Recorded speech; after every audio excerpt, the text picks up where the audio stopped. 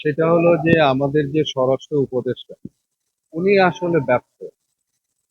কারণ হলো গিয়ে যে একজন প্রকৃত অর্থে যদি সেরকম আইন শৃঙ্খলা রক্ষার জন্য উপদেষ্টা যদি সেরকম হতো, তাহলে কিন্তু এগুলো কিন্তু হতো না। কারণ আজকে 6 মাস আহ, পেরিয়ে যাচ্ছে। তো সেই জায়গায় উনি কিন্তু ওনার কোনো দক্ষতা কিন্তু দেখাতে পারে নাই। তো এবং তারপরেও কিন্তু উনি কিন্তু এটা ছেড়েও দিচ্ছেন না, এবং প্রধান উপদেষ্টা ওনাকে বলছেন না ছেড়ে দেওয়ার জন্য।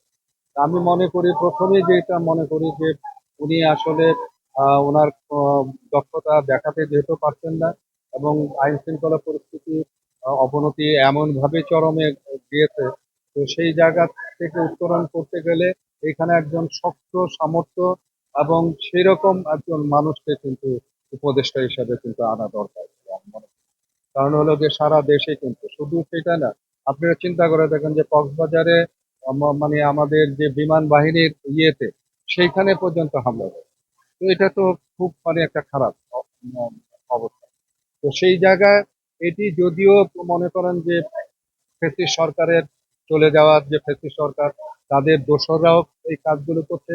পাশাপাশি যে অন্যান্য যে সন্ত্রাসীরা যারা আছে তারাও কিন্তু সুযোগ বুঝে কিন্তু এইগুলো কাজগুলো করে যাচ্ছে।